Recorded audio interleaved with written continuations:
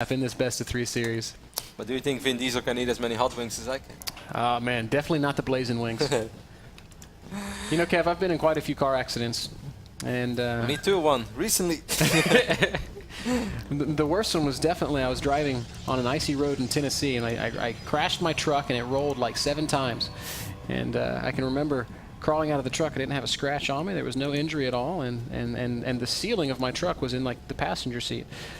It was a terrible accident, but I was fine. And my most vivid memory is the woman who ran to check on me because it was very cold outside, and she was in a tank top. And while she was running, there was a lot of movement, if you guys know what I'm saying. What did she say? I saw the whole thing.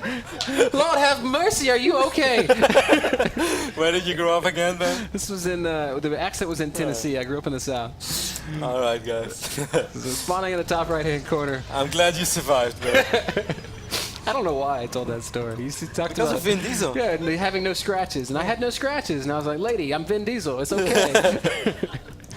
Spawning in the top right-hand corner of Derelict Watcher, the Blue Protoss player, is IG MacSed.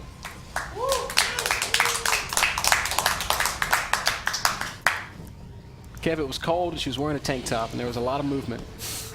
Down in the bottom left, the Red Protoss player, representing the evil geniuses, his name is Oz. Dropping both simulators at the same time, yeah. so Oz is going to switch things up. Most likely will be a double gate opening this time. I think he's like, you tried to all-in my single gate expand twice. I'm going to play it a little safer. Of course, a super important game for both players. Neither of them are in a particularly amazing position to make it to BlizzCon. But at the end of the day, if you score a lot of points here, if you make it to Toronto, at Toronto you can get a ridiculous amount of points. Even if they finish it's like double jeopardy, Kev. Yeah. If you finish 6th place here, but you make it to top 2 or top 1 Toronto, you'll probably still be okay. If you win Toronto, you get 3,000 points. That's pretty much the cutoff line. Well, it's a little higher. It's basically a first-class ticket to BlizzCon. Yes, almost. Probe Scout this time for Oz as well. In the previous game, he was not Probe Scouting. That also shows us that he is probably going to switch things up. And double gate? He's making a Zealot. That surprises me, because I didn't expect a Zealot if it was double gate. Maybe he'll cancel it? I don't think he's going to cancel it. Maybe he'll not cancel it. Maybe he's just going to go all-out gate aggression. Zealot is out.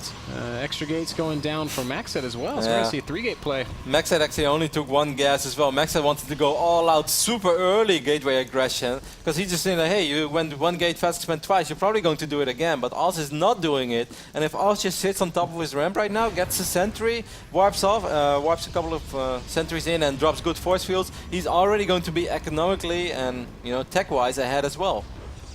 Even though it's very even, Oz knows what's going on. He's like, I'm going to need a lot of production soon, right? Because you're planning to get crazy. Mining gas with 3 probes too. He's doing basically the exact same thing with less probes now. Now he's mining gas with 1 probe. Defending is always better than attacking, though. I'm surprised that Oz wants to Why is he pulling everyone out of gas? Take the fight down the ramp. I don't think that's a great idea. Because he has to worry so much about this probe, and he knows it. He wants to keep the probe. He's 4-gating. Oh, it's like a counter to MacSed's opening.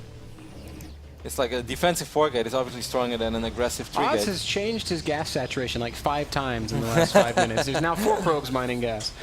I think he's not sure either how he wants to deal with it. If fighters go up on the high ground, though, there might still be a small window for MacSed. Warp gate technology is not ready yet for Oz. You're going to need photon overcharge. It's not ready yet. It's going to be so close. The motion car is going to go down. Oh no, time warp.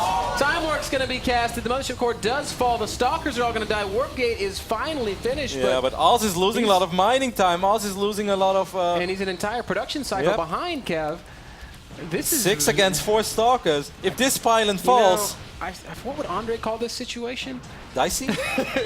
Here come the stalkers. They're going to target down one of these pylons. That might unpower a gate. Oh, he should have finished. I think it would have been super important to finish that pylon off. But he's going to go for the 5, which is not a bad choice either. Good micro from Oz, but he is going to lose a couple of stalkers. And it's just the numbers are not in his favor. MacSed also controlling exceptionally well here, showing off some of that Chinese micro. And he is going to continue to do work. Oz pulling probes once more.